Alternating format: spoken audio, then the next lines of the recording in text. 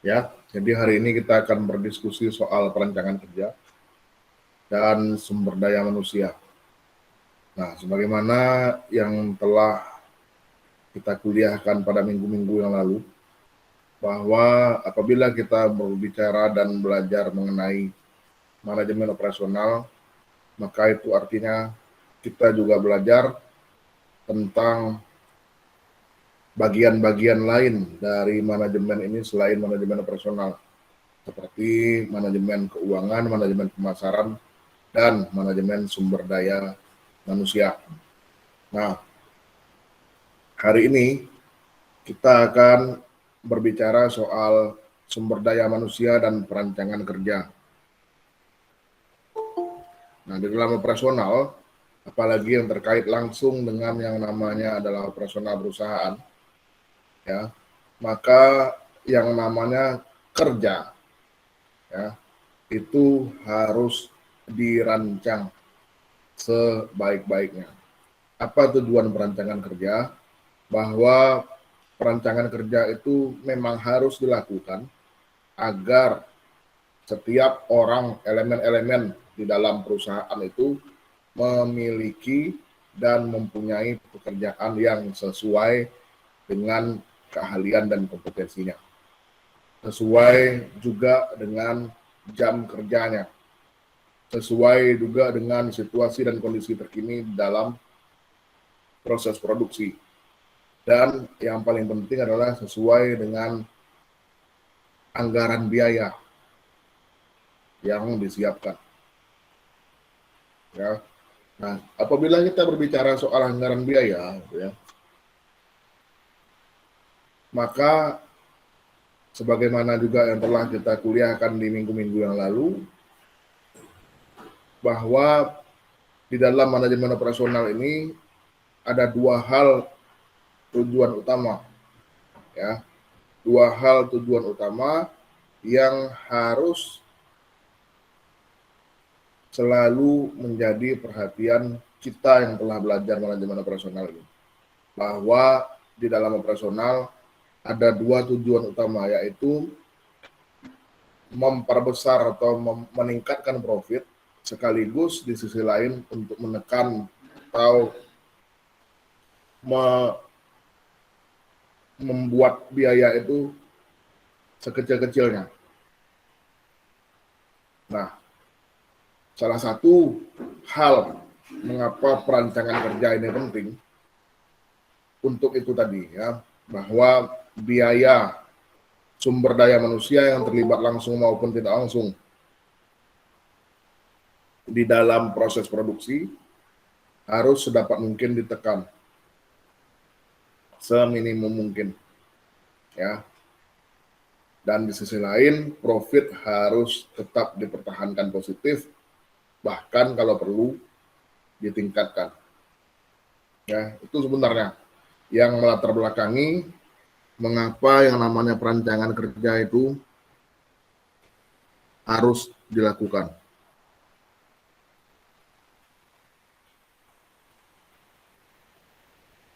Nah, bahan kuliahnya udah ada tuh di Classroom, silahkan dibuka.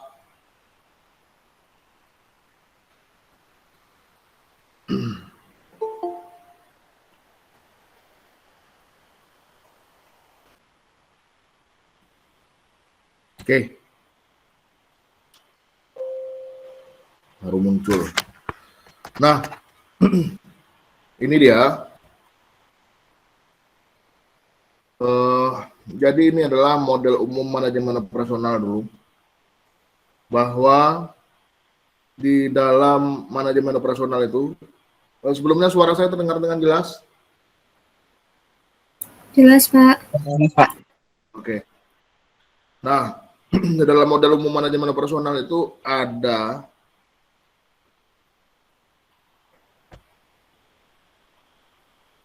ini, planning, organizing, ya. Sebenarnya di sini ada actuating lagi dan controlling, ya. Di sini melibatkan juga input dan output. Nah,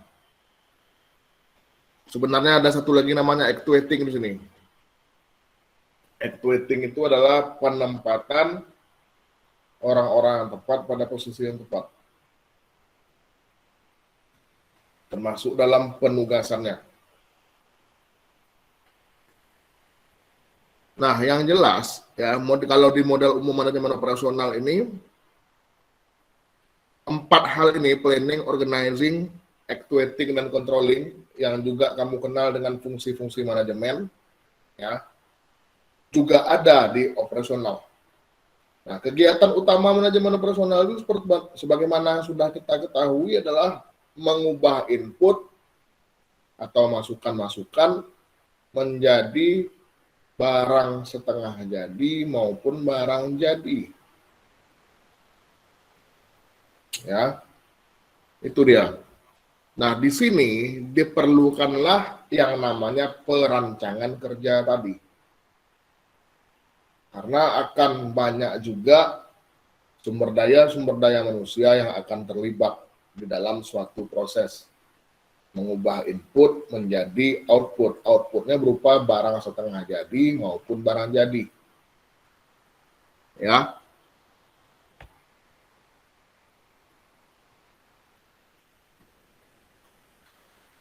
Nah, ini pokok-pokok bahasan di dalam perancangan kerja ini. Jadi walaupun slide-nya kamu lihat tadi pertemuan ke-13, sebenarnya ini hanya baru pertemuannya ke-11, ya. Tak apa-apa. Nah, ada manusia dan sistem kerja, ya. Kemudian ada desain pekerjaan, standar tenaga kerja, dan pengukuran kerja. Ini sub-sub bagiannya, masing-masingnya. Nah, kita perlu melihat manusia dan sistem kerja dulu. Manusia, kita ini yang namanya sumber daya manusia, itu merupakan suatu unsur utama di dalam organisasi. Kalau di pengantar manajemen dikatakan bahwa manusia ini adalah aset terpenting bagi sebuah perusahaan. Ya. Nah, kenapa? Karena dikatakan di sini bahwa kinerja organisasi itu secara umum dipengaruhi dan ditentukan oleh kinerja orang-orang atau manusia yang berada di dalam organisasi. Nah, artinya apa? Artinya supaya manusia-manusia yang terlibat di dalam organisasi ini bisa mencapai kinerja yang baik, maka pekerjaan yang dilakukannya harus tersistem juga dengan baik, tidak boleh sembarangan. Ya. Nah, dikatakan juga di sini bahwa untuk mengupah manusia atau menggaji manusia yang terlibat, gitu ya, sebenarnya itu adalah mencapai 1/3 dari biaya total. Nah, cukup besar sebenarnya, ya, kalau menurut teorinya 1/3 dari biaya total. Kemudian, ya, artinya di sini apa? Perancangan kerja itu kemudian, ya, pekerjaan yang dilakukan dengan dirancang terlebih dahulu diharapkan tidak hanya aman, ya, namun juga kompensasi atau imbal jasa yang diberikan itu sebanding dengan apa yang sudah dilakukan. Ya. Kompensasi dan pengupahan yang dilakukan itu seharusnya selayaknya sebanding dengan apa yang sudah dilakukan untuk perusahaan. Kata teorinya begitu, ya. Supaya apa? Supaya manusia yang memiliki kebutuhan fisik dan psikologis ini terpenuhi semuanya. ya, manusia yang memiliki kebutuhan fisik dan psikologis ini terpenuhi kebutuhannya semuanya. Maka dari situ harus ada pengupahan dan imbal jasa yang seimbang. Nah, sekarang kita ke desain pekerjaan. Ya, bahwa ya, ada kendala-kendala manusia di dalam sistem kerja. Yang pada umumnya kotak-kotak yang ada 6 ini, di kiri ada 3 kotak dan di kanan ada 3 kotak ini, umumnya adalah permasalahannya tentang kapabilitas atau kemampuan manusianya. Ya, kemampuan atau kapabilitas manusianya. Permasalahannya di situ. Mulai dari strategi produk misalnya, ya, penjadwalan pekerjaan, menentukan strategi lokasi, menentukan strategi prosesnya, ya. Kemudian adalah perbedaan perorangan dan strategi layout atau tata letaknya. Keenam strategi ini melibatkan manusia. Ya, itu macam-macam kendalanya. Yang pada intinya adalah keenam-enamnya ini kendalanya ada di kompetensi maupun kapabilitas manusia. Ya, karena semuanya adalah ya yang nyusun semua strategi ini adalah manusia juga. Ya, mulai dari strategi produknya yang akan ditawarkan, kemudian penjadwalan atau scheduling, itu manusia juga yang menghitung. Ya, kemudian ada strategi lokasi, menentukan lokasi mana yang tepat untuk mendirikan sebuah pabrik misalnya. Itu juga manusia yang bekerja di belakangnya. Ya. Kemudian ada strategi proses yang sudah kita pelajari. Nah, kemudian perbedaan perorangan. Karena manusia ini punya beragam tujuan, punya beragam keinginan, punya beragam cita-cita. Nah, ada kendala di situ namanya perbedaan perorangan. Nah, masing-masing karyawan atau siapapun yang bekerja di dalam perusahaan itu memiliki yang namanya perbedaan perorangan. Masing-masing orang itu berbeda. Nah, dan misalnya lagi adalah strategi tata letak. Untuk menentukan layouting atau tata letak, ini juga manusianya yang berperan. Oleh karena itu, tadi di awal kuliah saya katakan bahwa di pengantar manajemen, manusia itu dipandang sebagai aset terpenting bagi perusahaan. Karena apapun pekerjaan yang ada di dalam organisasi atau perusahaan itu, manusia atau orang-orang, ya, sumber daya manusia itu mau tidak mau harus terlibat. Nah, desain pekerjaan itu sendiri apa? Desain pekerjaan itu adalah spesifikasi tugas. Ya, yang terkandung di dalam suatu pekerjaan, baik itu pekerjaan yang dilakukan secara individual seseorang maupun grup atau kelompok. Jadi ada spesifikasi tugas. Nah, spesifikasi tugas ini kemudian akan berujung kepada spesialisasi tenaga kerja. Kalau tugasnya sudah spesifik, maka orang-orang yang mengerjakan tugas spesifik tersebut dituntut untuk memiliki suatu spesialisasi. Nah, spesialisasi tenaga kerja itu seperti apa? Ya, Yang jelas dia adalah pembagian kerja yang kemudian disesuaikan dengan 3 hal untuk dapat menekan biaya yang akan muncul. Tujuannya apa spesialisasi tenaga kerja ini? Salah satunya adalah untuk menekan biaya tadi. Untuk reducing cost namanya.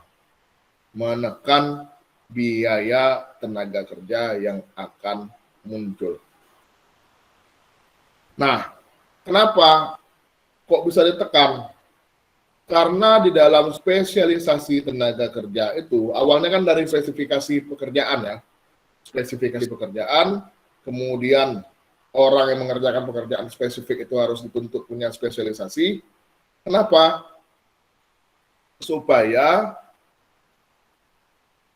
cost bisa ditekan.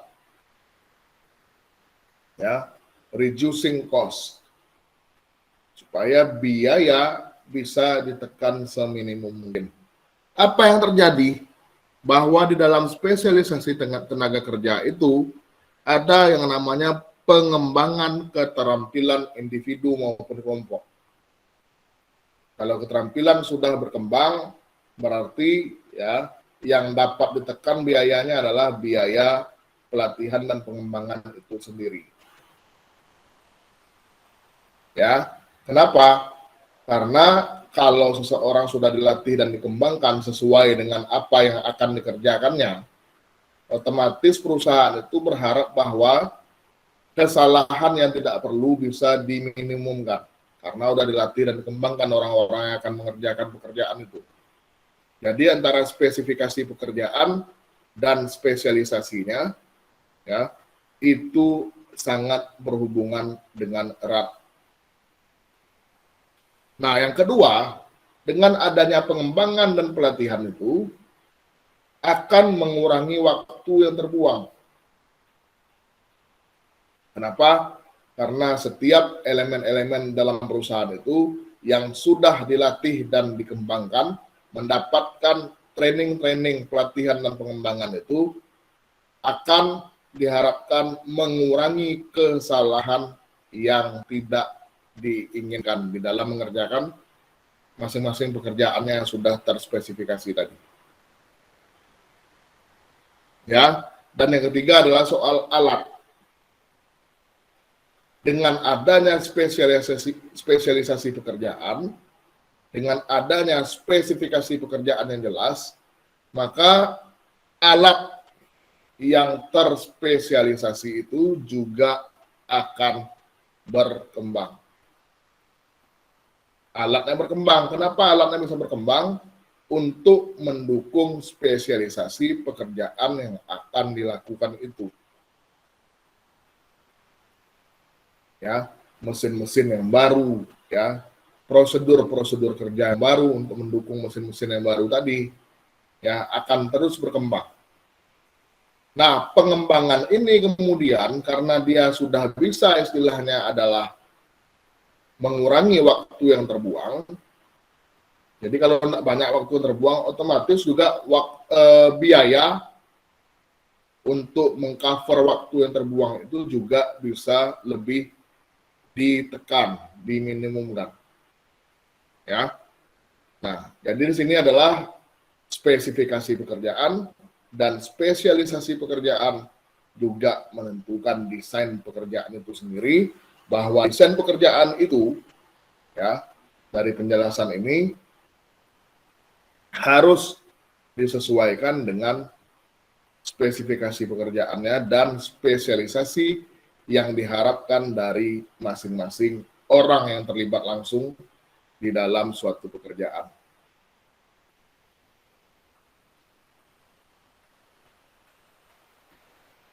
Nah, ini adalah tentang perluasan pekerjaan. Sebenarnya adalah spesialisasi tadi letaknya di sini, baru langkah awal. Kalau kita berbicara soal desain pekerjaan, yang namanya spesialisasi yang saya katakan panjang lebar tadi, letaknya baru di bawah sini. Ya, Dan apabila terus ke sebelah kanan sini, ya, spesialisasi itu akan meningkat pertama kali kepada enlargement. Enlargement itu adalah perbesaran dari tugas-tugas dan tanggung jawab. Semakin besar dia, semakin besar tugas-tugasnya dan juga tanggung jawabnya. Nah, kemudian naik lagi dia kepada yang namanya enrichment. Enrichment ini adalah pengayaan. Pengayaan yang seperti apa? Orang-orang yang sudah memiliki spesialisasi, yang sudah mendapatkan ya perbesaran tugas dan tanggung jawab, maksudnya adalah tugas dan tanggung jawabnya itu semakin besar. Yang di tahap berikutnya adalah enrichment, pengayaan. Pengayaan ini seperti bagaimana kemudian orang-orang yang sudah terspesialisasi ini semakin dikuatkan, baik dalam sisi ilmu pengetahuannya maupun teknis pekerjaannya yang terkait spesial dan spesifik kepada suatu pekerjaan. Nah, itu enrichment. Ya. Nah, kemudian ada pemberdayaan. Nah, kalau udah pemberdayaan ini setelah pengayaan, pemberdayaan ini adalah karyawan-karyawan itu, ya, ini biasanya ditentukan juga oleh masa kerja, ya. Karyawan-karyawan yang terlibat itu kemudian diberdayakan. Diberdayakan ini artinya ada suatu kelompok pegawai yang sudah hatam istilahnya dalam suatu tipe pekerjaan, suatu jenis pekerjaan, itu mendiseminasikan. Diseminasi itu artinya adalah membagikan, menyebarkan ilmu pengetahuan yang sudah dimilikinya kepada orang-orang yang baru di dalam kelompok itu. Nah, ini pemberdayaan, diberdayakan, ya. Sehingga tujuannya apa tadi? Kos untuk melatih dan mengembangkan itu sebenarnya tidak perlu terlalu besar. Kalau misalnya, ya, kumpulan-kumpulan pegawai yang senior ini bisa memberdayakan orang-orang atau pegawai-pegawai baru di bawahnya. Jadi dia yang melatih. Kemarin dia yang latih.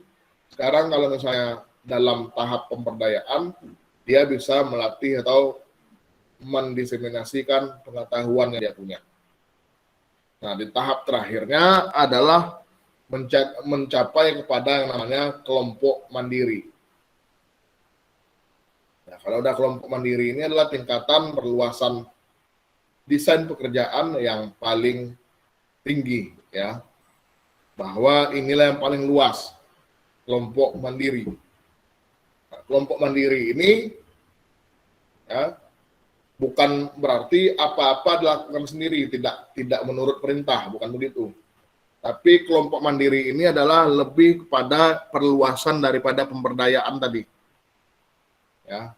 Bagaimana kemudian dari desain pekerjaan awal tadi yang hanya spesialisasi, kemudian dia bisa menentukan sejalan dengan waktu, seperjalannya waktu, apa-apa saja lagi pelatihan atau pengembangan yang bisa dilakukan di dalam suatu hal yang lebih spesifik tadi. Ya. Nah,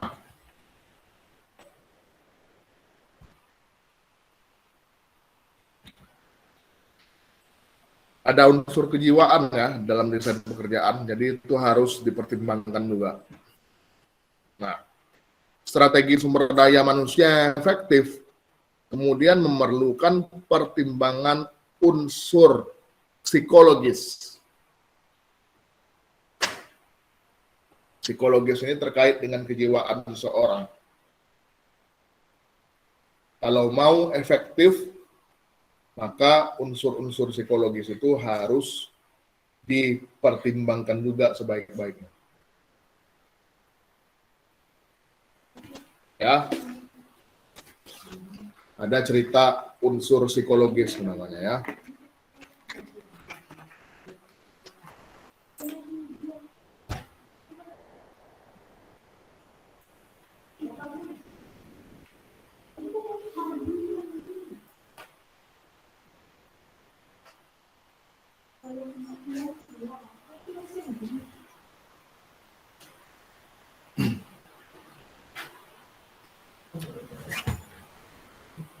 Ya.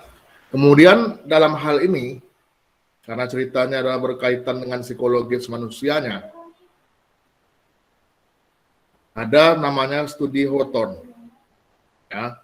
Studi Hawthorne ini memperkenalkan manfaat ilmu jiwa di tempat kerja. Jadi si Hawthorne ini dulu ceritanya dia memasukkan unsur-unsur pembelajaran dan penerapan ilmu-ilmu kejiwaan di dalam tempat kerja. Sehingga orang-orang yang bekerja di suatu tempat diperhatikan sampai ke unsur-unsur psikologis atau kejiwaannya. Karena ternyata yang namanya unsur psikologis ini sangat berpengaruh terhadap apa? Terhadap produktivitas dan kinerja dari seseorang. Meskipun misalnya orang itu sudah berulang-ulang atau itu saja yang dikerjakannya, tetap saja yang namanya unsur-unsur kejiwaan atau psikologis ini harus benar-benar diperhatikan. Ya, tentang unsur-unsur psikologis, ya, studi Hawthorne. Nah, kemudian ada studi berikutnya yaitu studi Heckman dan Oldham. Ya, ini mengemukakan bahwa desain pekerjaan itu mencakup 5 hal. Ada variasi keahlian. Nah, variasi keahlian ini adalah bahwa setiap sumber daya manusia yang terlibat itu dipandang tidak hanya memiliki satu keahlian saja. Keahliannya itu adalah bervariasi. Ya, bervariasi. Kemudian ada mengenai identitas. Nah, jadi bukan manusia aja yang punya nama, pekerjaan juga ada identitasnya. Nah, identitas pekerjaan ini mencakup bagaimana suatu pekerjaan itu harus diselesaikan. Ya. Kemudian ada the importance of work atau pentingnya pekerjaan. Pentingnya pekerjaan. Kemudian ada otonomi dan feedback. Nah, khusus yang poin nomor 5 tentang umpan balik atau feedback ini, sebenarnya inilah yang paling diharapkan apa? Untuk menjamin bahwa adanya kesinambungan perbaikan yang harus terus-menerus terjadi. Ya, yang harus terus-menerus terjadi. Maka yang dilihat pertama adalah feedback. Feedback. Ya. Gimana feedbacknya? Gimana umpan baliknya? Ya, bagaimanakah umpan baliknya? Apakah sudah bagus nih desain pekerjaan? Atau ada yang perlu diimprovisasi dan diperbaiki? Nah, di sini pentingnya, ya. Disinilah pentingnya bahwa desain pekerjaan itu tidak bisa serta-merta langsung dalam bentuk pelaksanaan pekerjaan. Ya, bahwa umpan balik inilah kemudian yang diharapkan untuk melihat sejauh mana pencapaian tujuan dari hasil sebuah desain pekerjaan. Kan setiap perusahaan itu punya tujuan. Nah, kemudian bagaimana tujuan ini ya sudah tercapai atau belum, maka feedback dari desain pekerjaan ini juga akan dilihat untuk menentukan apakah desain itu perlu diubah atau tidak. Nah, rata-ratanya adalah sebuah desain pekerjaan itu tidak tetap sifatnya.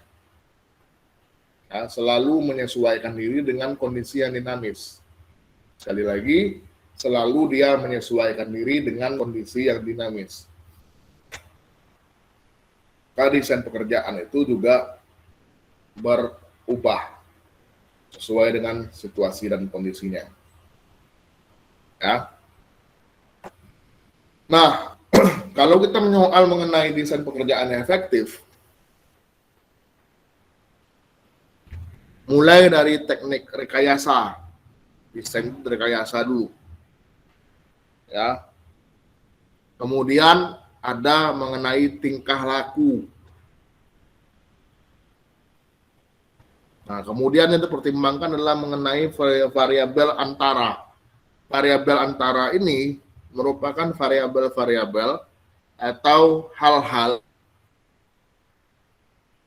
ya yang menjadi perantara antara teknik desain pekerjaan dengan outcome atau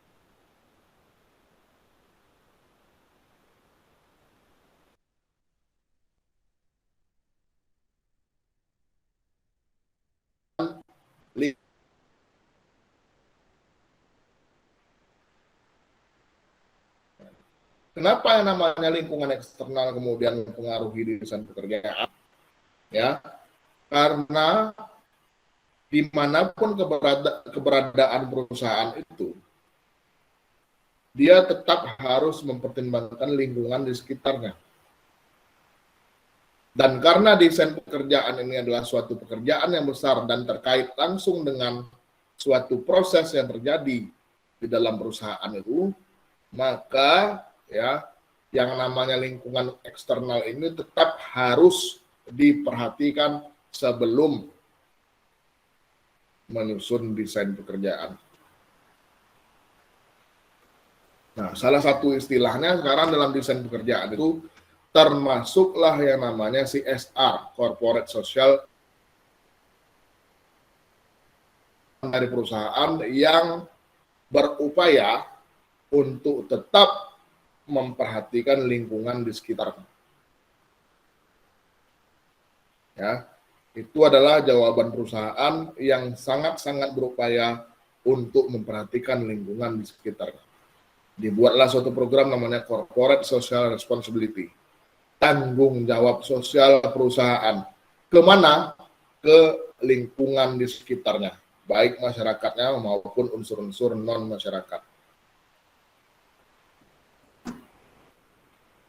Nah, kalau di outcome yang diharapkan di sini adalah ya, misalnya secara organisasional, ya, yang diharapkan tentu efisiensi, perbaikan kualitas, peningkatan kualitas, dan pencapaian tujuan.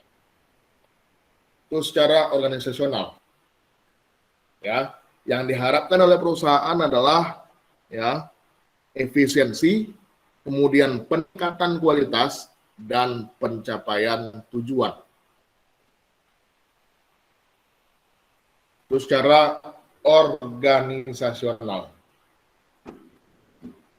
Secara individu yang diharapkan oleh perusahaan dengan adanya desain pekerjaan yang tepat adalah ya adanya kepuasan kerja bagi karyawan. Kepuasan kerja ini juga erat kaitannya dengan produktivitas. Ya, kepuasan kerja ini juga erat kaitannya dengan produktivitas pekerjaan. Nah, kemudian ya adanya ketepatan. Lalu adanya kehadiran. Kehadiran di sini bukan absen. Ya, tapi eksistensi pekerja. Eksistensi pekerja. Dan yang terakhir adalah longevity. Longevity itu adalah semacam durabilitas. Berapa lama tuh secara individu bertahan di perusahaan. Longevity. Ya, seberapa lama dia mampu bertahan mengabdi kepada perusahaan. Benarnya itu outcome yang diharapkan. Output yang diharapkan dari individu setelah desain pekerjaan ini tepat ya. Nah, ketika sebuah desain pekerjaan sudah tepat, ya, maka outcome ini diharapkan dapat dicapai oleh perusahaan. tujuan-tujuan ini baik secara organisasional maupun individual, perorangan, diharapkan dapat dicapai. Nah, itu.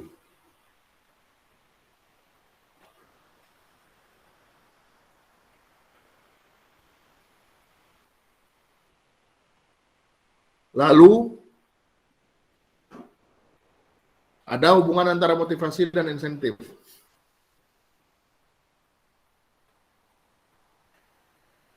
Ya, karyawan termotivasi dengan lingkungan kerja yang baik, dengan strategi kerja yang baik, dengan perancangan kerja yang baik, maka dia akan termotivasi untuk meningkatkan produktivitasnya. Ya, peningkatan produktivitas itu menunjukkan bahwa adanya kepuasan kerja dari karyawan itu. Karena dia puas bekerja di suatu tempat, maka produktivitasnya meningkat. Kalau dia sudah puas dalam pekerjaannya, lalu akan memunculkan yang namanya perbaikan dan peningkatan kinerja. Perbaikan dan peningkatan kinerja karyawan. Ya. Lalu kinerja karyawan yang bagus, ya, berefek langsung kepada kinerja organisasi secara umum. Kinerja organisasi ini maksudnya adalah kinerja perusahaan. Ya. Di mana insentif? Insentif itu adalah imbal jasa, semacam penghargaan bagi karyawan yang mampu menunjukkan kinerjanya tadi sesuai atau belum dengan standar yang ditentukan dan ditetapkan oleh perusahaan. Kalau sudah, maka insentif adalah suatu balas jasa. Insentif itu sekali lagi bukan upah, bukan gaji ya. Insentif adalah suatu balas jasa.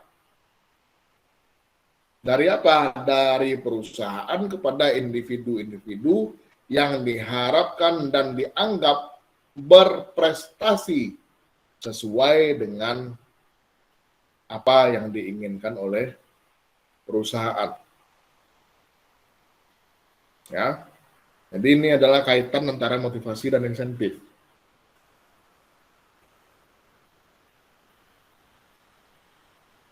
Nah, ini adalah gambaran bagaimana motivasi karyawan itu. Ya. Ada 4 hal di sebelah kiri itu. Ya. Yang bisa memotivasi karyawan. Yang pertama adalah bagaimana karyawan ini bisa termotivasi untuk menciptakan produk atau jasa yang berkualitas. Kemudian upaya karyawan untuk menjual produk. Nah, 2 hal ini kemudian memunculkan yang namanya pendapatan bagi perusahaan. Ya. 2 hal berikutnya, ya, bagaimana kemudian karyawan itu termotivasi untuk mencapai atau menciptakan suatu efisiensi bagi perusahaan.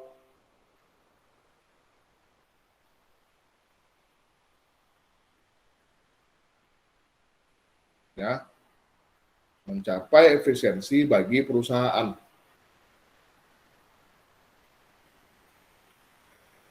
Nah, lalu untuk mencapai suatu biaya yang terendah, lowest cost. Karena 2 hal berikutnya yang saya sebutkan terakhir, ya, yang di bawah sini, nih 2 hal ini, itu terkait dengan yang namanya pengeluaran perusahaan. Kalau tadi pendapatan, kalau ini pengeluaran.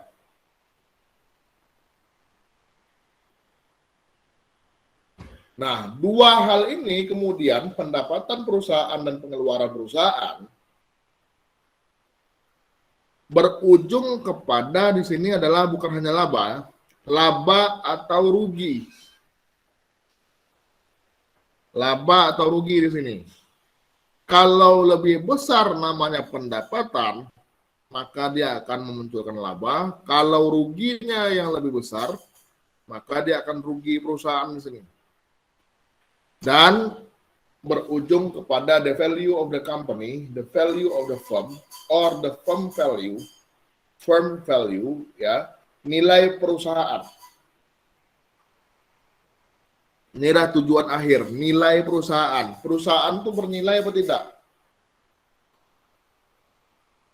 Nah, untuk menciptakan nilai perusahaan ini, memang tadi dimulai dari desain pekerjaan yang baik.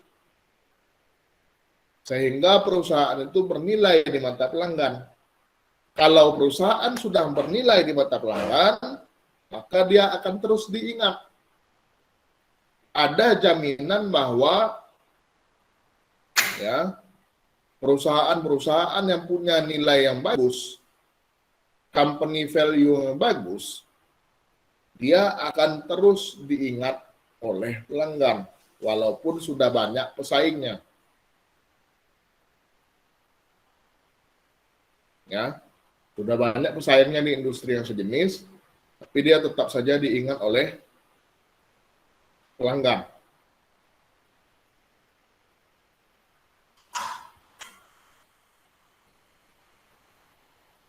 Nah, ini ada teori-teori motivasi.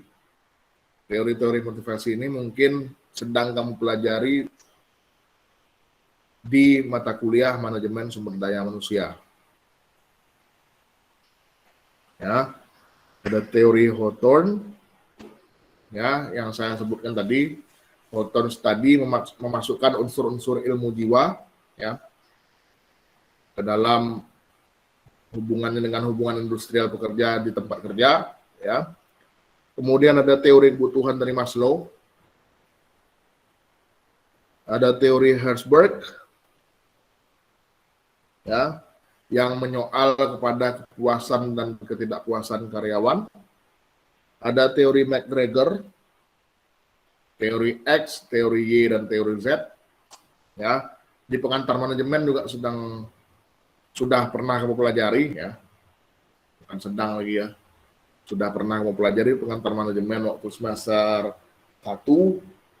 Nah, inilah teori-teori motivasi.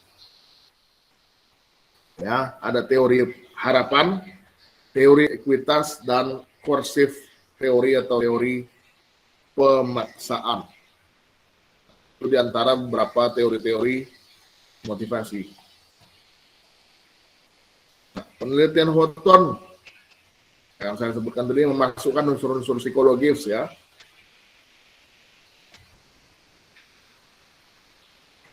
Kondisi dan hasilnya.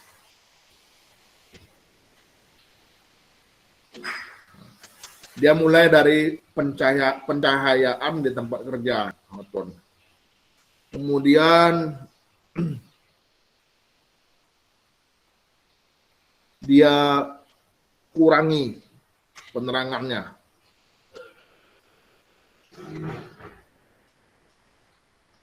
Dua-duanya ternyata menghasilkan, ya, produktivitas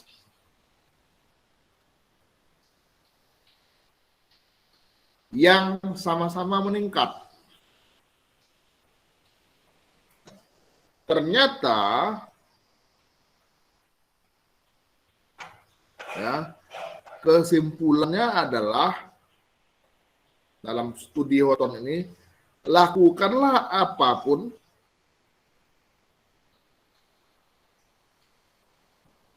ya, lakukanlah apapun yang harus dilakukan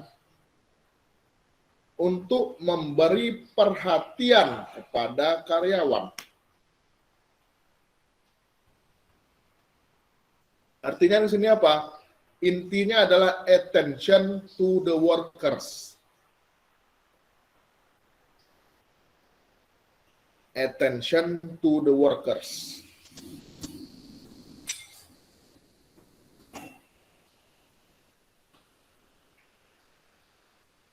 Perhatikanlah karyawan, maka produktivitasnya akan meningkat.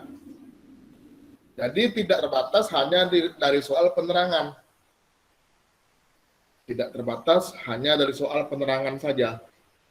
Tapi lakukanlah apapun yang bisa menunjukkan bahwa kita sedang memperhatikan karyawan.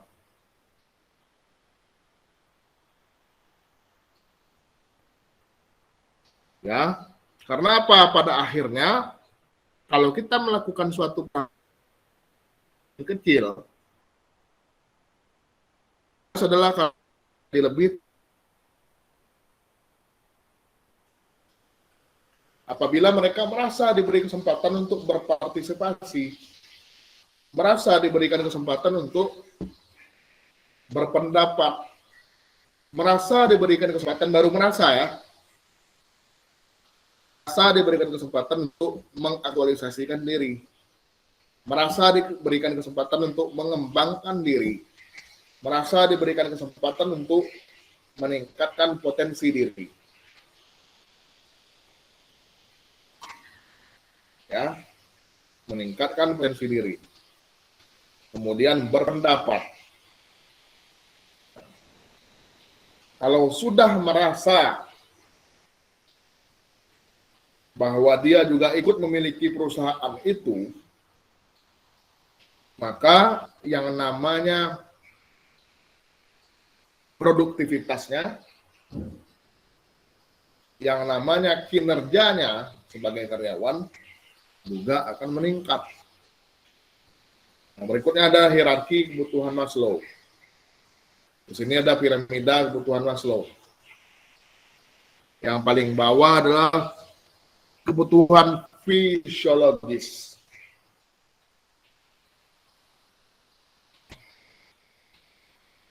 Fisiologis ini termasuklah makanan, ya, pangan, sandang, papan pokoknya, yang namanya fisiologis. Sampai kepada aktualisasi diri. Kenapa aktualisasi diri ini kemudian diletakkan paling atas? Karena dalam tahapan kebutuhan mengaktualisasikan diri ini, ya,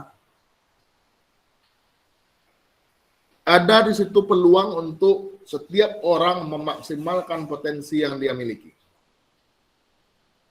Dari situ peluang untuk memaksimalkan potensi yang dia miliki. Ya, ini kalau hierarki kebutuhan Maslow. Lalu harus buat teori kepuasan kerja.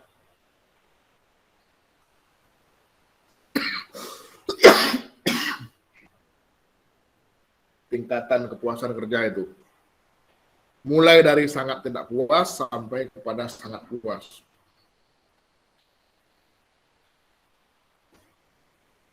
Ya, yang diukur pada kondisi pekerjaannya sendiri dalam mengerjakan pekerjaan itu.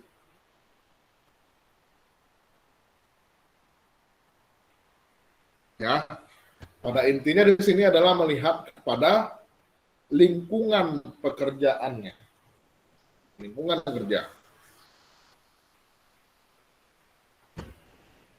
Ya, lingkungan kerja. Lalu ada teori X dan Y dari McGrath. Intinya adalah bahwa teori X itu berlawanan dengan teori Y.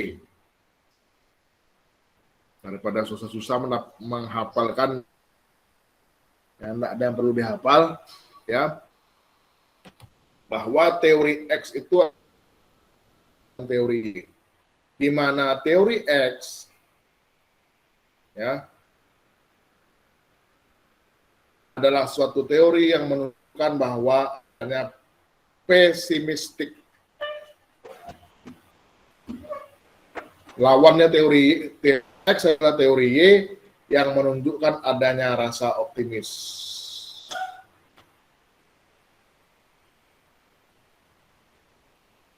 Itu. Jadi kalau kamu lihat di situ adalah teori X ini yang jelek-jelek semua. Karyawan merasa tidak termotivasi, ya.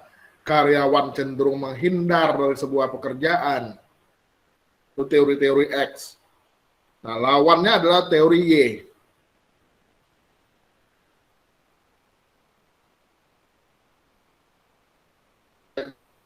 Teori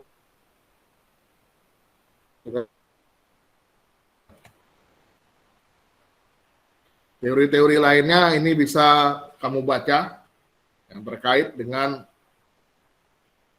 hal ini ya, sumber daya manusia dan desain pekerjaan. Ada teori pengharapan, kemudian ekuitas, ya, pemaksaan atau coercive teori. Nah, ergonomi dan metode kerja. Ini nih, ergonomi dan metode kerja. Nah, ergonomi itu apa? Ya, di dalam manajemen operasional ini nanti ada mata kuliah namanya Ergonomics Industry. Kalau kamu ngambil konsentrasi operasional, ya, tahun depan di semester 5, ya, ada nama mata kuliah konsentrasi operasional yang namanya industri. Nah, ergonomi itu ya yang akan dilihat di sana adalah hubungan yang baik antara pekerja dengan alat kerja. Nah, pekerja dan alat kerjanya. Itu dilihat. Nah, kemudian ada lingkungan kerja. Lingkungan kerja itu ada lingkungan fisik dan non-fisik. Ini juga bisa mempengaruhi kinerja, ya. Kemudian ada faktor-faktor eksternal dari lingkungan tadi dan penyesuaian respon terhadap mesin-mesin, ya, terhadap alat-alat pekerjaan.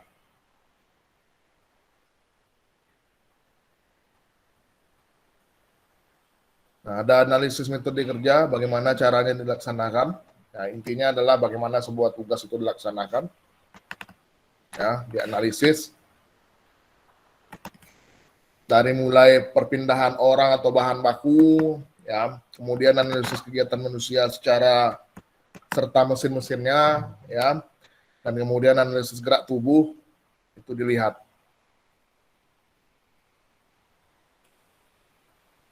Standar dan pengukuran kerja, ya, standar dan pengukuran kerja.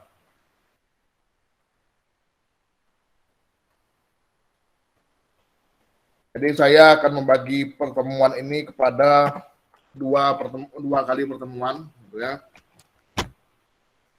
Sampai untuk minggu ini kita sampai kepada standar dan pengukuran kerja, ya. Minggu depan ini slide keberapa? Slide ke-21.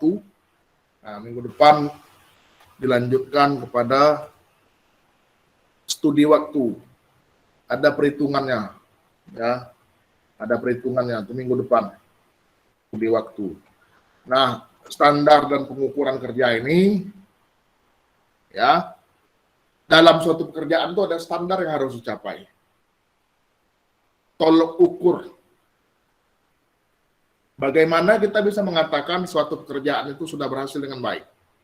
Ada ukurannya, ada standarnya. Ya. Nah, jumlah waktu yang diperlukan untuk melakukan suatu pekerjaan atau suatu bagian dari pekerjaan. Nah, itu standar kerja. Kalau terpenuhi, berarti terpenuhilah standarnya. Kalau tidak terpenuhi, berarti tidak terpenuhilah standarnya. Ya. Nah, kemudian standar kerja itu diperlukan karena adanya kandungan tenaga kerja, ya, untuk suatu unit produk. Jadi ada namanya biaya tenaga kerja. Itu dipertimbangkan untuk menentukan misalnya harga produk. Ya. Kemudian ada estimasi biaya dan waktu. Kemudian ada jumlah operator dan keseimbangan kerja. Ya. Kemudian produksi yang diinginkan. sampai kepada dasar pemberian insentif pekerjaan dan efisiensi karyawan. Nah, standar kerja ditetapkan dengan cara pertama pengalaman masa lalu. Nah, di sini pengalaman masa lalu itu penting sebelum menentukan standar kerja untuk masa sekarang dan masa depan. Kemudian ada studi waktu. Ya, ini akan kita pelajari minggu depan. Ya, studi waktu ini adalah menghitung waktu ya pada sampel pekerjaan dan menggunakannya sebagai standar.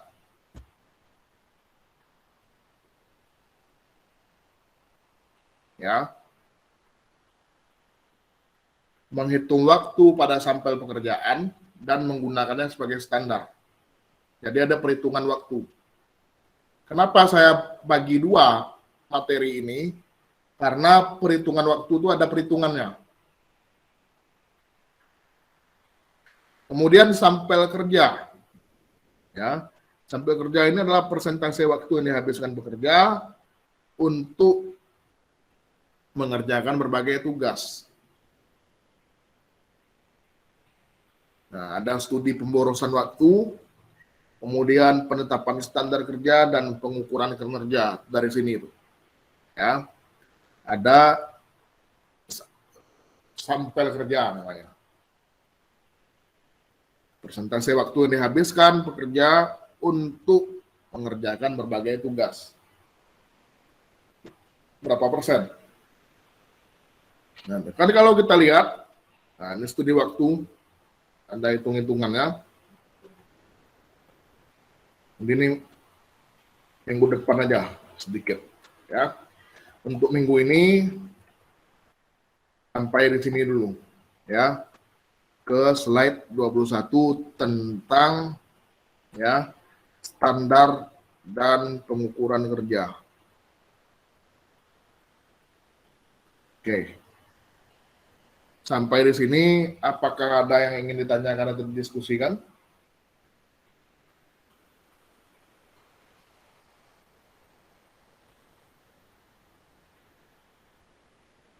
Apakah ada yang ingin ditanyakan atau didiskusikan? Ya. Jadi inilah bagian pertama dari materi kita mengenai sumber daya manusia dan desain pekerjaan. Ya. Sumber daya manusia dan desain pekerjaan. Sampai kepada standar kerja. Ya. Untuk studi waktu dan selebihnya akan kita lanjutkan kepada pertemuan ke-12 di minggu depan. Ya. Apakah ada yang akan ditanyakan dulu? Atau ingin ditanyakan, didiskusikan? Saya persilakan.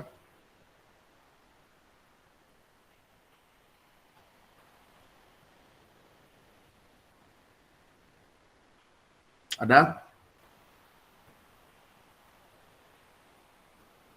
Oke. Kalau tidak ada, ya, saya pikir sampai di situ dulu perkuliahan kita di sesi ke-11 minggu ini. Kalau misalnya tidak ada pertanyaan, maka perkuliahan di sesi ke-11 ini akan saya akhiri sampai di sini. Ya, terima kasih atas partisipasi dan kehadiran serta perhatiannya. Ya, saya tutup. Wassalamualaikum warahmatullahi wabarakatuh dan selamat pagi.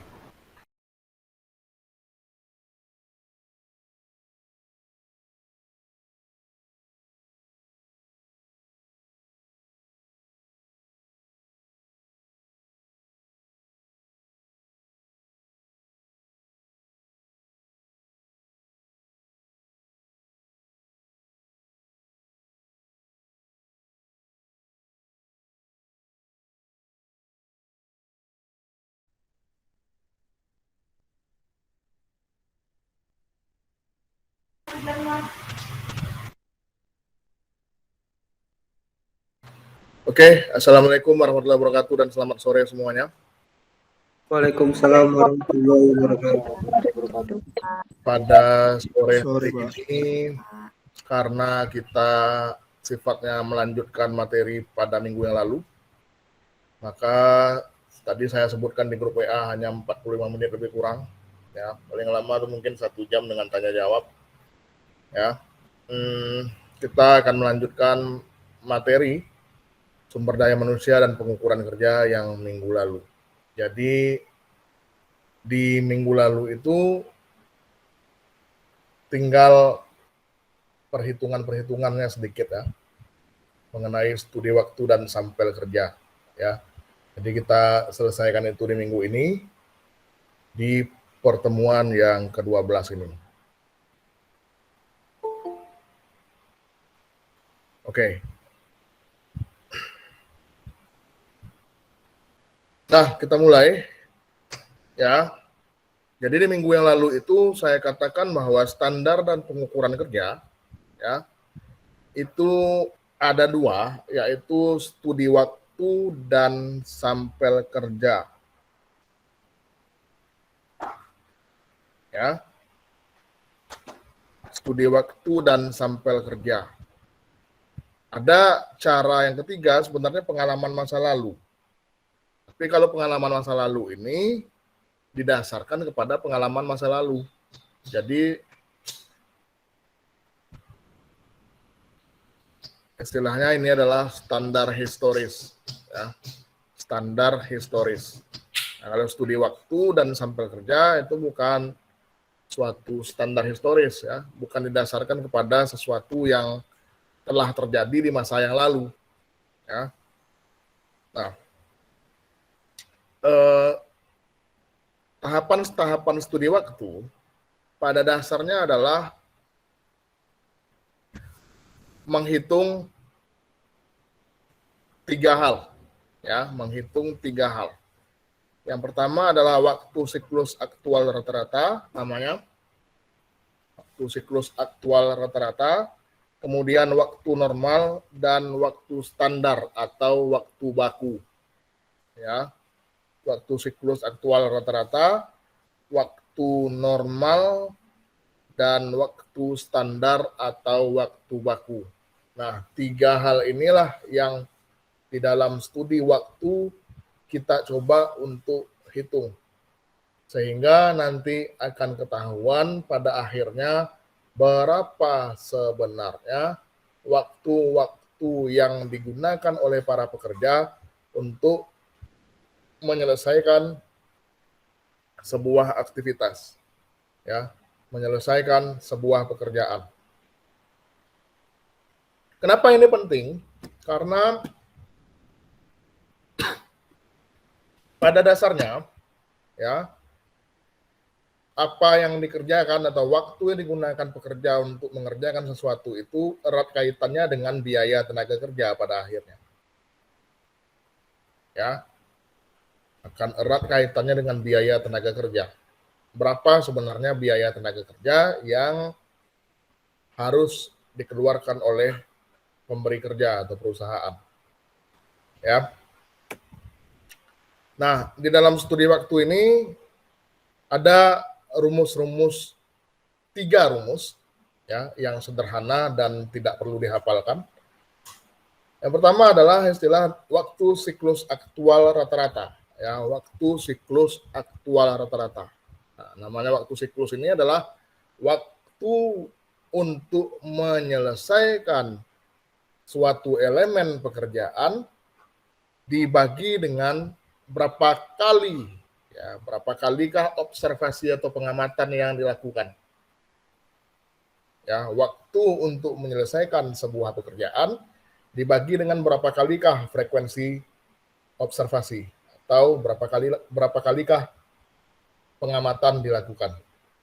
Yang kedua ada waktu normal. Waktu normal ini adalah waktu siklus aktual rata-rata yang di pertama tadi dikalikan dengan faktor kinerja.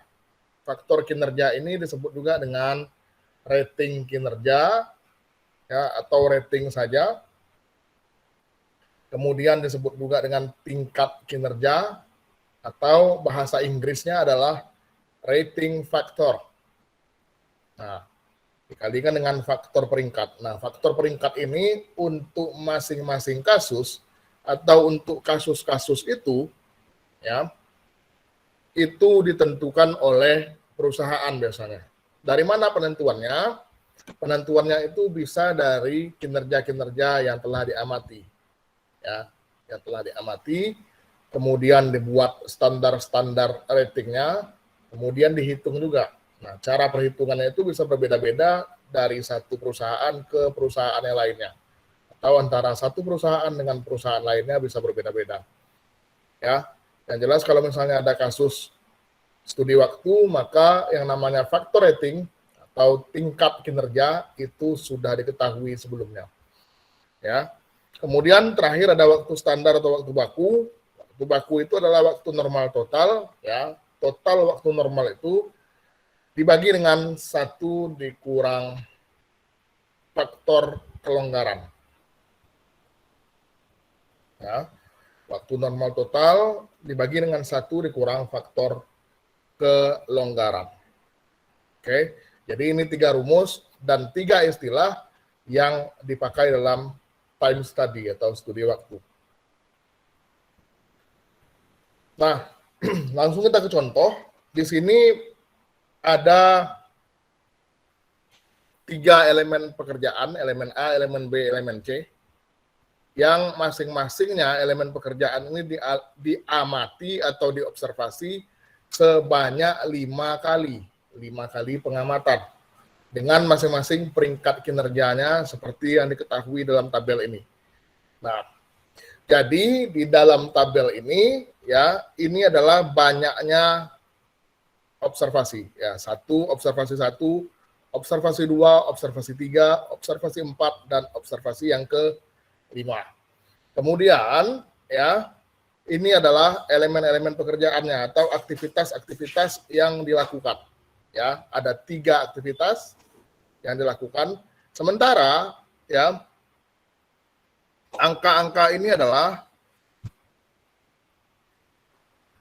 nih 8, 10, 9, 21, 11 dan seterusnya, ya. Adalah waktu, ya, yang diperlukan pada setiap pengamatan untuk menyelesaikan suatu pekerjaan itu, elemen-elemen pekerjaan itu, berapa waktu yang diperlukan untuk menyelesaikannya dalam per observasinya, ya, dalam satuan menit tentu, ya, dalam satuan menit. Jadi misalnya mengetik surat, ya, pada observasi yang pertama, ya, mengetik surat itu terpantau, ya, 8 menit. Ya, observasi kedua terpantau 10 menit, observasi ketiga 9 menit, dan seterusnya. Ya. Kemudian elemen berikutnya mengetik alamat pada amplop. Nah, ini sama juga, ya, pada observasi pertama terpantau 2 menit. Ya. Observasi kedua terpantau 3 menit dan seterusnya, ya, sampai ke elemen yang ketiga, ya, pada observasi pertama terpantau 2 menit, observasi kedua terpantau 1 menit, dan seterusnya.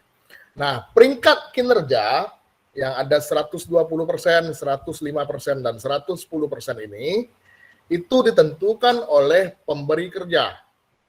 Jadi kamu tidak usah memusingkan dari mana datangnya, Pak, angka-angka 120, 105, dan 110% itu.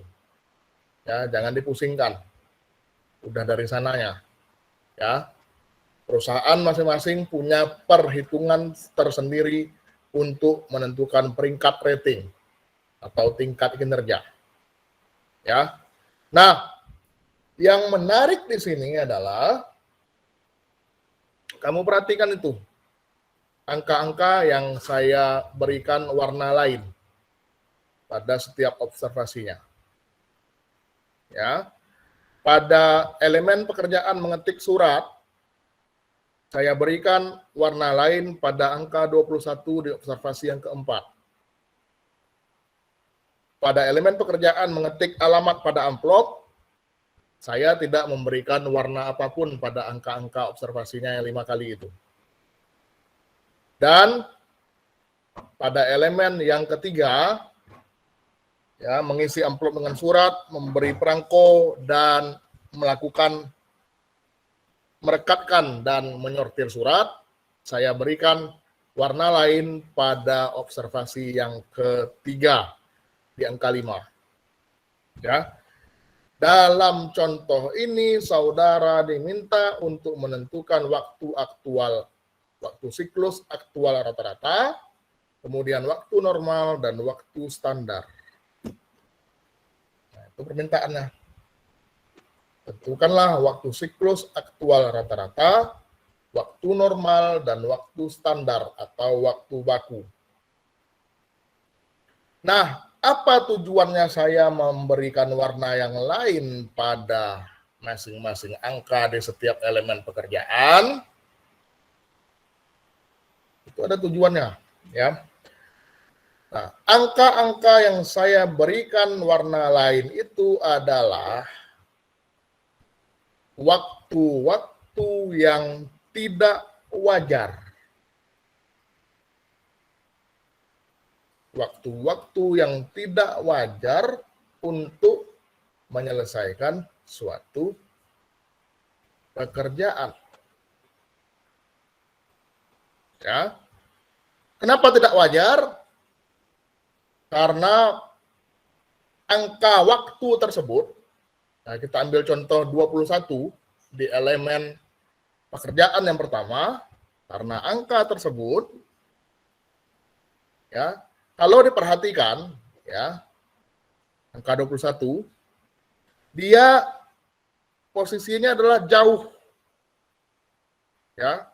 Jaraknya jauh dari waktu yang diobservasi pada observasi pertama, kedua, ketiga, dan kelima. Coba kamu perhatikan. Ya. Kalau diperhatikan, angka 21 itu merupakan extreme value. Kenapa? Karena dia jaraknya terlalu jauh dari observasi pertama, kedua, ketiga, dan kelima. Nah, yang di B gimana, Pak? Ya. Yang di elemen B tidak ada yang ekstrim. Ya. Karena waktunya ini yang di B ini berkisar antara 1 menit sampai 3 menit. Kalau yang di A tadi berkisar antara 8 sampai 11 menit. Jadi 21 ini lain sendiri. Oleh karena itu, ya, saya lainkan warnanya. Di aktivitas ketiga, ada satu nilai ekstrim lagi, yaitu 5. Nah, di sini ada 1, di sini ada 1, di sini ada 2 juga, di sini ada 2. Jadi sebenarnya normalnya itu waktunya itu diamati antara 1 sampai 2 menit untuk menyelesaikan elemen pekerjaan yang ketiga, elemen pekerjaan C. Sehingga 5 ini merupakan extreme value. Ya. Ada pertanyaan sampai sini? Ditanya, Pak. Ya, silakan. Jadi jangka waktunya itu tidak ditentukan oleh perusahaan itu sendiri ya, Pak? Dalam kasus ini jangka waktunya itu adalah waktu observasi. Ya. Waktu observasi. Jadi berapa lama observasinya itu ditentukan, perusahaan yang menghitung tuh. Untuk menentukan studi waktunya. Ya. Kalau kamu mau meneliti studi waktu berarti kamu yang menghitung nanti. Ya. Kamu yang mengamati dan menghitung waktunya. Nah. Ya. Oke, mengenai nilai ekstrim ada yang mau ditanyakan? Nah, apa pengaruhnya? Nah, ini penting. nilai-nilai yang saya berikan warna lain ini harus dikeluarkan dari perhitungan selanjutnya. Ini bahayanya nih. Kalau kamu nak tahu mana nilai ekstrimnya, nanti kamu salah menghitung. Ya. Nilai-nilai ekstrim ini harus dikeluarkan dari perhitungan selanjutnya. Jadi dia tidak ikut. Ya. Jadi untuk elemen pekerjaan A ini ada 4 observasi jadinya, bukan 5. Untuk pekerjaan B tetap 5 observasi. Untuk pekerjaan C ada 4 observasi juga, karena 1 juga sudah tidak diikutkan. Nah, itu pengaruhnya. Tidak dihitung. Ya. Nah, perhatikan, kalau misalnya 21 ini saya tukar jadi 11, ya. Kalau misalnya 21 ini saya tukar jadi 11, berapa observasi yang ada di kegiatan A? 4 atau 5? 5, Pak. 5, Pak. Itu dia pertanyaan berikutnya. Kalau misalnya 21 di kegiatan A itu saya tukar jadi 11.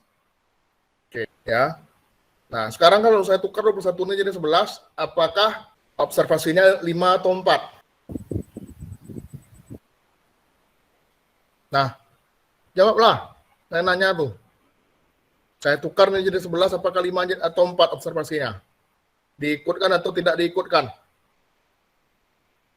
Observasi keempat. Diikutkan, Pak. Diikutkan, betul ya. Kenapa diikutkan?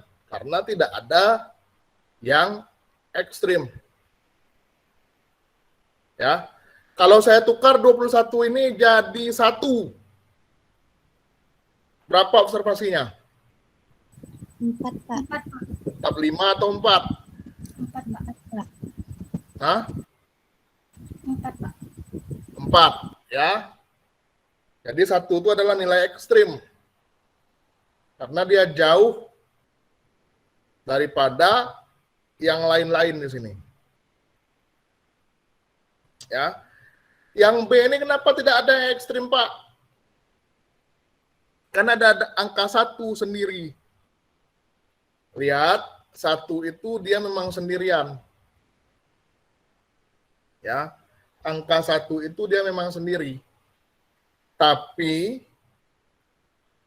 di situ posisinya adalah dia yang paling kecil sendiri. Ya. Artinya dibandingkan yang lain dia lebih cepat nih, 1 menit udah siap nih. Ya, jadi antara 1 sampai 3 menit. Nggak apa-apa. Nah, yang ke C ini kenapa 5 juga termasuk ekstrim? Karena dia besar sendiri. Ya.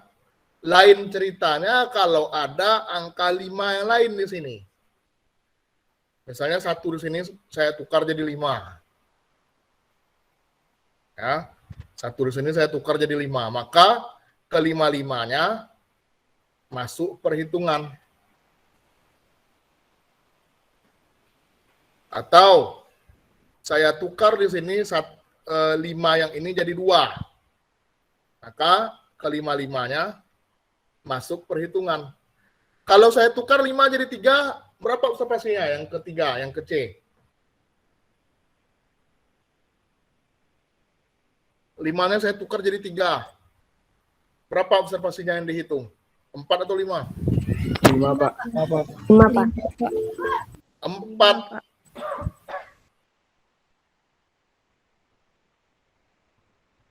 4. Kenapa 4? Ingat tadi. Ini ada 2, ini ada 2, ada kawannya kan. Ini ada 1, ini ada 1, ada kawannya kan. 3 sendirian dia. Maka tetap dia termasuk extreme value. Tetap 4 yang dihitung. Ya, yang ini tidak dihitung. Seandainya ini saya tukar jadi 3. Sekarang ada pertanyaan. Jadi di studi waktu ini, yang paling penting adalah kecermatan dan ketelitian kamu dalam menentukan mana yang termasuk nilai ekstrim, mana yang bukan. Kenapa? Karena kalau dia termasuk nilai ekstrim dalam suatu elemen pekerjaan, dia harus dikeluarkan dari perhitungan selanjutnya. Tidak diikutkan dalam perhitungan waktu siklus, tidak diikutkan dalam perhitungan waktu normal, dan tidak diikutkan dalam perhitungan waktu standar atau waktu baku. Nah, itu nilai ekstrim tuh harus dikeluarkan. Akibatnya adalah, nah, sekarang kita hitung nih, sini berdasarkan rumus ini. Ya, waktu siklus aktual rata-rata untuk pekerjaan A, ya, waktu siklus aktual rata-rata untuk pekerjaan A adalah 38 dibagi 4. 38 dari mana? Kita jumlahkan ini. 8 tambah 10 tambah 9 tambah 11. 38 bagi 4 berapa? 9,5, Pak. 9,5. Nah, itu waktu siklus aktual rata-rata untuk pekerjaan A. Ya. Sekarang waktu siklus rata-rata untuk pekerjaan B berapa? 2 ditambah 3 ditambah 2 ditambah 1 ditambah 3 dibagi 5. Ya. Berapa tuh? 11 dibagi 5. 2,2. Ya, untuk pekerjaan B waktunya adalah 2,2 menit. Ya, waktu siklus aktual rata-rata atau waktu siklus aktual rata-rata, ya, 2,2 menit. Untuk pekerjaan C, waktu siklus aktual rata-ratanya adalah 2 tambah 1 tambah 2 tambah 1. 6 bagi 4, 1,5 menit. Ya, 2 tambah 1 tambah 2 tambah 1. 6 bagi 4, 1,5 menit. Sampai sini ada mau ditanyakan?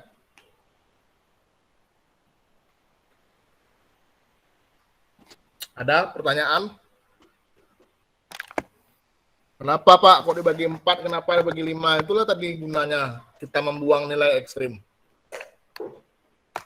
Jadi di sini adalah yang berperan adalah ketelitian dan kecermatan kamu dalam menilai apakah suatu nilai masuk kepada nilai ekstrim atau tidak. Nah, itu dia.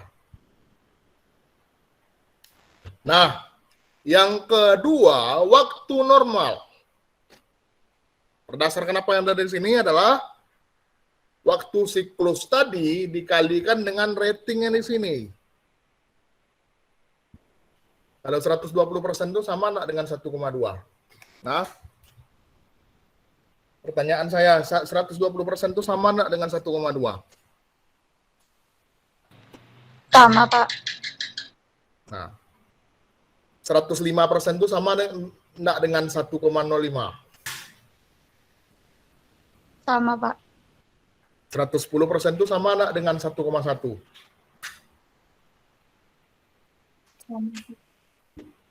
Sama. Jadi kamu enggak usah ragu-ragu, persen itu tahu, persen. 120% itu arti lainnya adalah 120 dibagi 100. 105% itu arti lainnya adalah 105 dibagi 100. 110% arti lainnya adalah 110 dibagi dengan 100.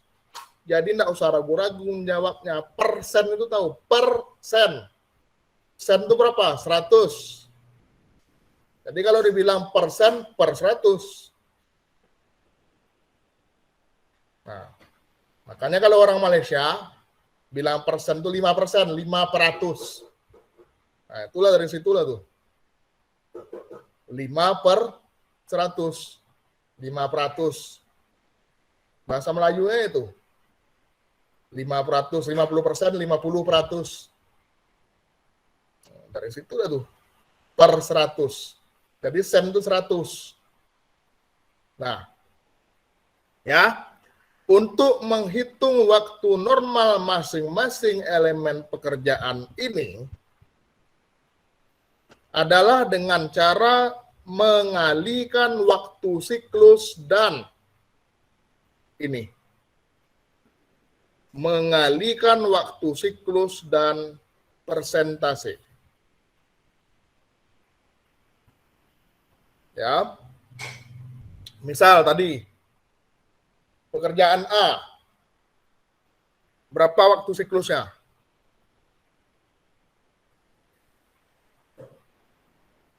9,5 Pak.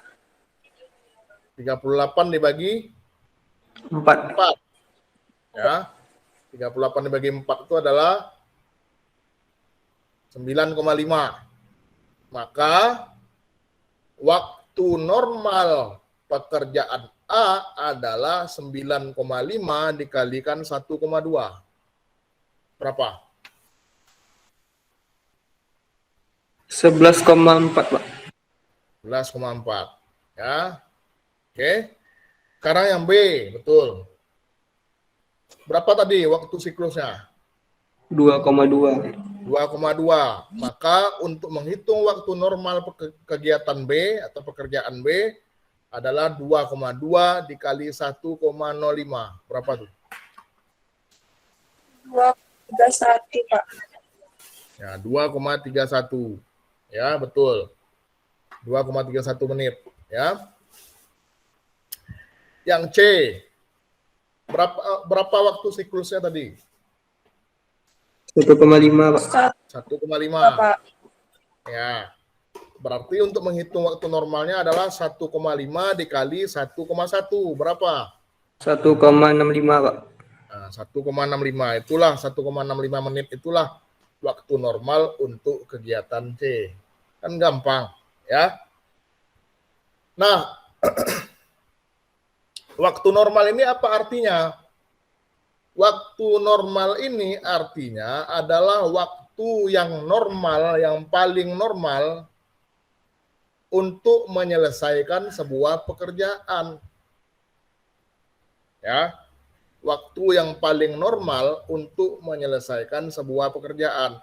Jadi tadi ya, misalnya pekerjaan C waktu normalnya 1,65. Apa artinya? Bahwa kegiatan mengisi amplop dengan surat ya, kemudian memberi perangko dan merekatkan serta menyortir itu dapat diselesaikan normalnya dalam waktu 1,65 menit. Nah, cepat juga ya. 1,65 menit. Selesai satu pekerjaan. Ya. 1,65 menit. Nah.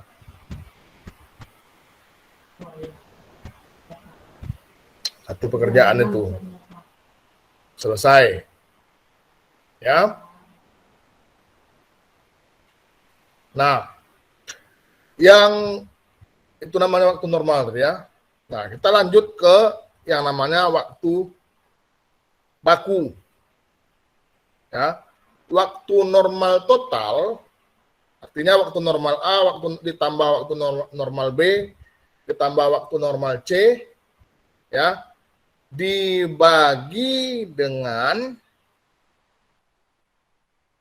1 dikurang faktor kelonggaran. Faktor kelonggaran ini juga perusahaan yang menentukan 0,15% di dalam soal ini dia 15%. 0,15. 1 kurang 0,15 kan 0,85. Jadi kamu totalkan waktu normal ketiga kegiatan ini, kamu bagilah dengan 0,85.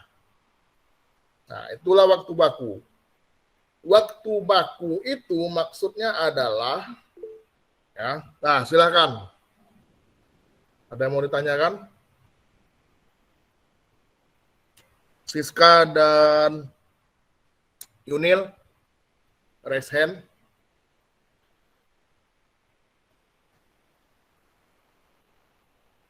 Ya, Maaf Pak, izin bertanya Pak. ya. Ulang kembali untuk normal total tadi. Ya. Kenapa? Untuk untuk apa? Waktu baku. Waktu normal total Pak. Nah, waktu normal total itu maksudnya kamu totalkan semua waktu normal untuk semua aktivitas. Jadi kalau kita lihat di sini, ya, yang ditotalkan itu adalah waktu normal A ditambah waktu normal B ditambah waktu normal C dibagi dengan 1 dikurang faktor kelonggaran. Didapatkanlah waktu standar atau waktu baku namanya. Ya, waktu normal A berapa tadi? Ya, yang 9,5 dikali 1,2 tuh. 11,4 Pak. Nah, 11,4 dibagi 0,85. Nah, itu dapatlah waktu baku atau waktu standar. Yang B 2,31 Pak. 2,31 udah dikalikan dengan 1,05 itu 2,31 ya 2,31 dibagi 0,85 dapatlah waktu baku untuk kegiatan B. Nah, yang C adalah 1,65 dibagi 0,85 dapatlah waktu baku untuk kegiatan C. Itu namanya tuh, ya. Waktu baku untuk kegiatan C. Dapatlah waktu standar atau waktu baku. Nah, waktu standar ini apa? Waktu standar ini adalah patokan kita. Ya. Patokan kita yang ditentukan oleh perusahaan, ya, akan dilihat apakah suatu pekerjaan itu sudah sesuai dengan standar waktunya belum. Standar waktunya berapa? Sekian. Kemudian pekerjaan itu diselesaikan lebih cepat atau lebih lambat daripada waktu bakunya. Ya. Kalau lebih lambat itu perlu jadi perhatian. Kenapa? Karena kalau lebih lambat artinya bahwa biaya yang dikeluarkan untuk tenaga kerja itu bisa jadi lebih besar. Kalau suatu pekerjaan diselesaikan lebih lambat daripada waktu standarnya. Ya. Kalau suatu pekerjaan lebih lambat diselesaikan daripada waktu standarnya, maka biaya tenaga kerjanya untuk mungkin membayar upah lembur, ya, itu bisa jadi akan lebih besar. Nah, ke sana perginya ya. Jadi studi waktu ini penting juga untuk mengukur berapa lama sebenarnya pekerjaan itu akan diselesaikan. Gitu ya. Nah, ada pertanyaan?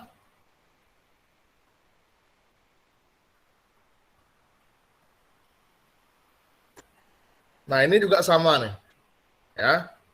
Contoh yang ini, kenapa? Ini 10 kali observasinya. Ada 4 elemen pekerjaan, dan kalau diperhatikan tidak ada, ya,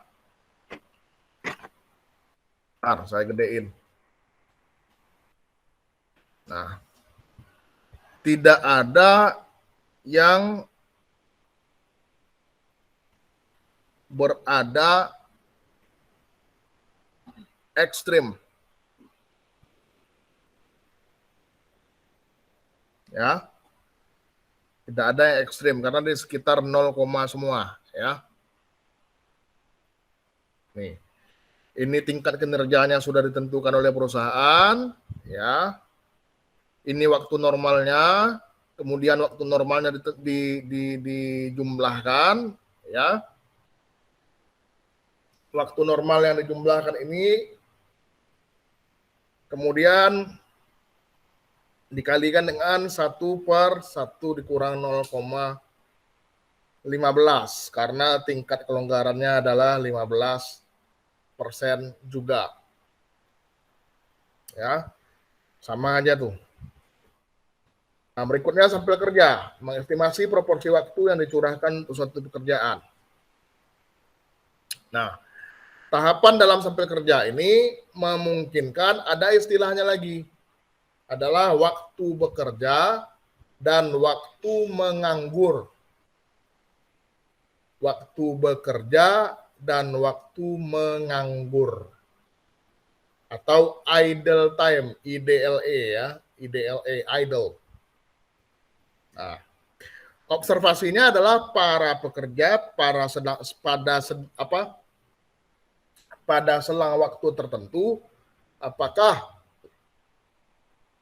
pekerja ini berada dalam kondisi sedang bekerja atau sedang menganggur atau sedang tidak melakukan apa-apa. Ya, hasil sampel kerja digunakan untuk menghitung waktu normal. Nah, tadi waktu observasi total dikali persentase waktu bekerja dikali faktor rating dibagi dengan jumlah unit yang diproduksi. Itu gunanya. Ya. Nah, misalnya ini ya. Misalkan ada observasi sebanyak 100 kali, di mana dalam observasi dalam 100 kali itu diketahui bahwa 90 kali observasi dalam posisi karyawan itu bekerja dan 10 kali sisanya dalam posisi karyawan itu idle atau menganggur, maka kita harus menentukan rasionya terlebih dahulu. Maka rasio dalam kondisi bekerja adalah 90 per total observasi, ya 90/100, dan rasio dalam kondisi idle atau tidak bekerja adalah 10/100 atau 0,1. Ya, kalau ini pengujian datanya tinggal kamu masukkan saja ke rumusnya. Ya. Ini juga waktu belajar statistik ekonomi semester 2 kemarin, ada batas kontrol atas, ya, ada batas kontrol bawah. Ada istilah tingkat keyakinan, ada istilah persentase sibuk atau produktif atau pekerjaan, ya. Hanya itu saja yang ditukar. Nah, suatu pengamatan sampling kerja dilakukan selama 10 hari kerja dengan waktu pengamatan setiap hari kerja adalah 6 jam. Ya. Ukuran sampel adalah 50 setiap hari. Maksudnya apa? 50 orang setiap harinya. Ya, dengan tingkat keyakinan 99%, ya, dan derajat ketelitian 5%. Tentukanlah kecukupan dan keseragaman data. Ini dia ya. Dalam 10 kali pengamatan ada 50 orang setiap harinya. Nih, dari mana data 0,1? 5/50. Ya. 45/50, 0,9. Ya. 6/50, 0,12. 46/50. Ya. 0,88 dan seterusnya. Ya. Yang jelas di sini kalau ditotalkan semuanya ada 50 nih karena ada 50 orang yang diamati. Nah, persentase idle kalau ditotalkan adalah 0,116. Dan persentase kerja 1 dikurang 0,016. Ya. Ini bukan 0,116 nih, 0,016. Ya. Adalah 0,884. Berarti 88,4% karyawan yang 50 orang tadi selama 10 hari sudah bekerja. Ada keadaan 88,4% karyawan yang 10 orang tadi sudah bekerja pada 10 hari pengamatan itu. Nah, sebenarnya di sini adalah ketelitian dan kecermatan kamu dalam masukkan ke dalam rumusnya tadi. Ya, sebenarnya tinggal dimasukkan rumusnya. Nah, Pak, ini 2,58 datangnya dari mana?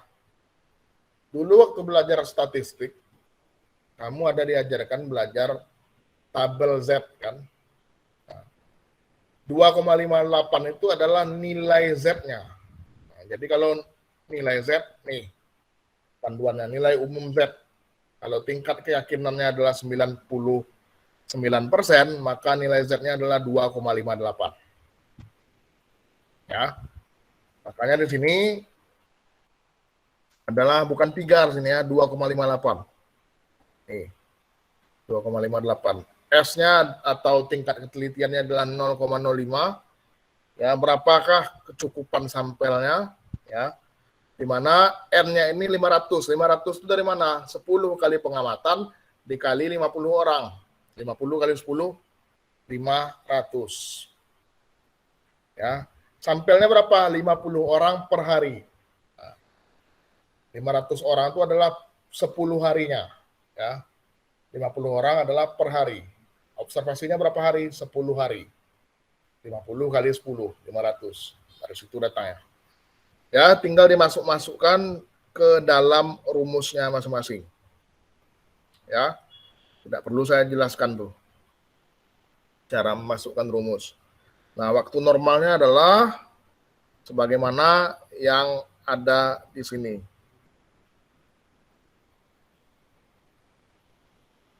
Dan waktu bakunya adalah juga sama seperti tadi, hanya saja di sini 100. Kenapa 100? Karena terkait dengan persentase tadi ya, 100%.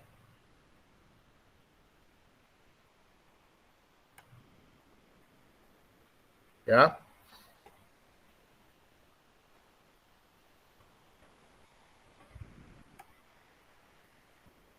Nah, slide terakhir ya. Di sini ya dikatakan seorang pekerja kantor pos bekerja 8 jam sehari. 8 jam itu adalah 480 menit dalam sehari untuk melakukan penyortiran surat-surat. Dari pengamatan yang dilakukan, ternyata 85% pekerja tersebut dalam kondisi bekerja. Ya, 85%. Sementara sisanya sebesar 15% pekerja dalam kondisi menganggur.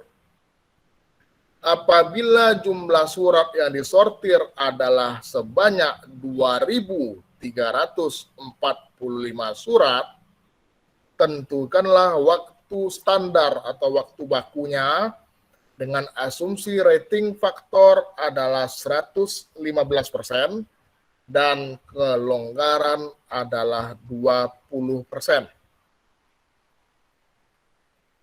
Nah, tinggal dimasukkan aja untuk mencari waktu normal 480 menit dikalikan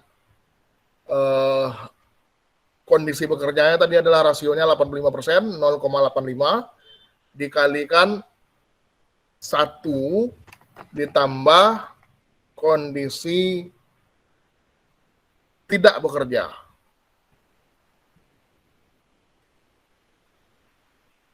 Ya, 1 dikurang 1,15.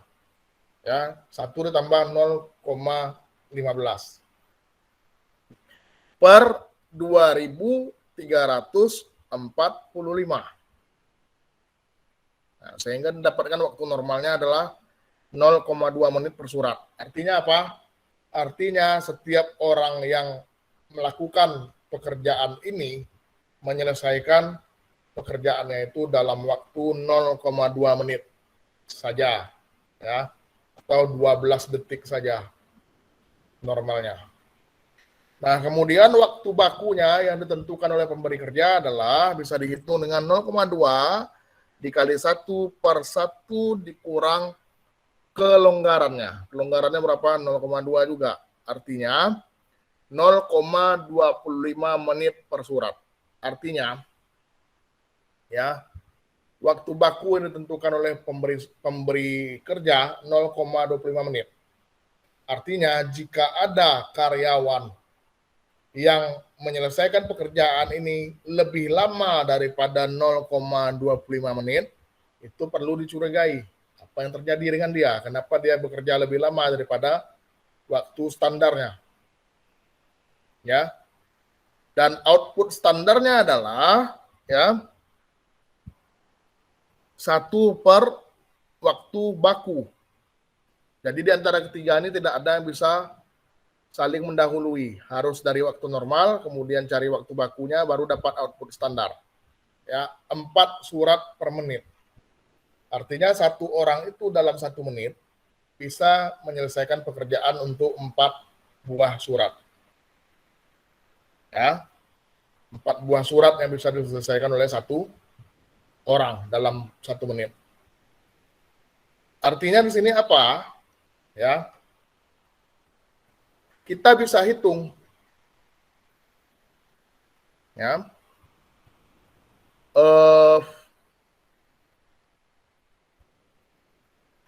Kalau 4 surat per menit, sementara suratnya ada 2.345, kita bisa menghitung berapa orang karyawannya. Ya, dengan cara membagi 2.345 dengan 4. Jadi sekitar berapa tuh 2.345 dibagi 4? Sekitar 567 orang ya. Nah, itulah jumlah karyawannya yang mengerjakan penyortiran surat ini. Nah, dari jumlah segitu bisa kita tentukan biaya untuk menggajinya berapa 500 orang tadi. Ya. Makanya perhitungan ini saya katakan tadi erat kaitannya dengan tenaga kerja. Nah, erat kaitannya dengan tenaga kerja.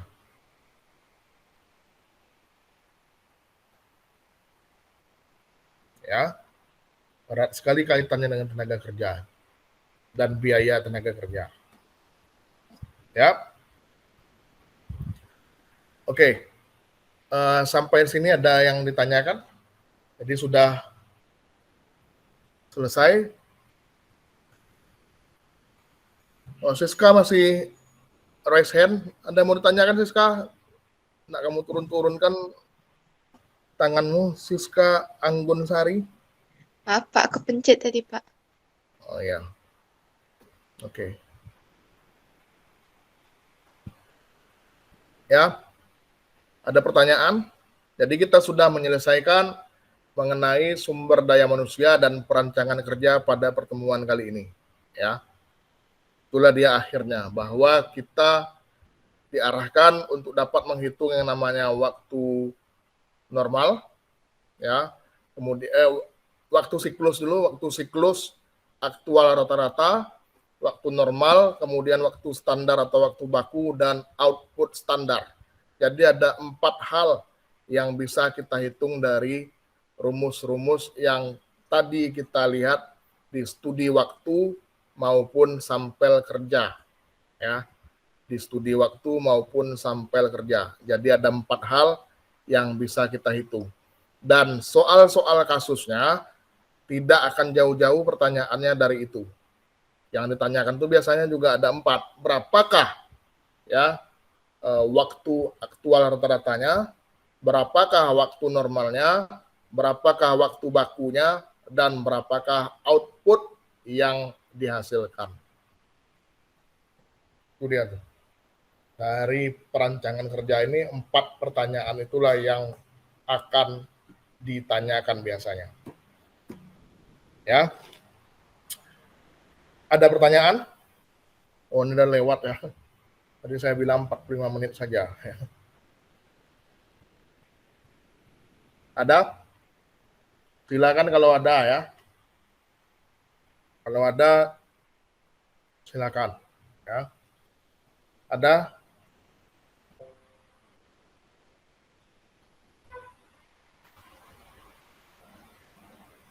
Berarti udah bisa memahami semua ya. Jadi di dalam perhitungan ini Yang paling penting itu adalah kecermatan kamu dalam menggunakan rumus ya.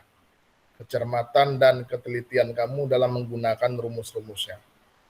Ya, lalu kecermatan kamu dalam membaca soalnya. Menentukan apakah ada nilai ekstrim atau tidak. Kalau ada, keluarkan dulu nilai ekstrimnya, baru dihitung lagi. Ya. Kalau ada, keluarkan dulu nilai ekstrimnya, baru dihitung lagi. Ya. Nilai ekstrim itu adalah nilai yang interval atau jaraknya itu jauh daripada observasi-observasi yang dilakukan. Ya, ada satu yang mencolok nilainya. Apakah itu lebih besar daripada nilai observasi yang sebelumnya atau lebih kecil? Nah, harus cermat kamu melihat itu. Keluarkan dulu itu, baru lanjutkan dengan perhitungan waktu aktual, waktu normal, waktu baku, dan outputnya. Ya, output standar. Itu dia. Ya, ada pertanyaan?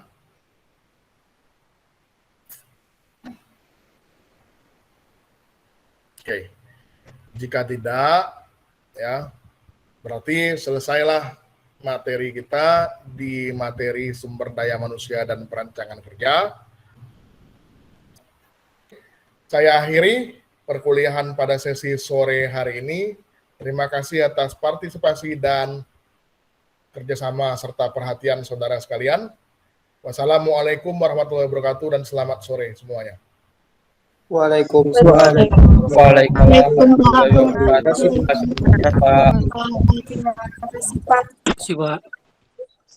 Sama-sama.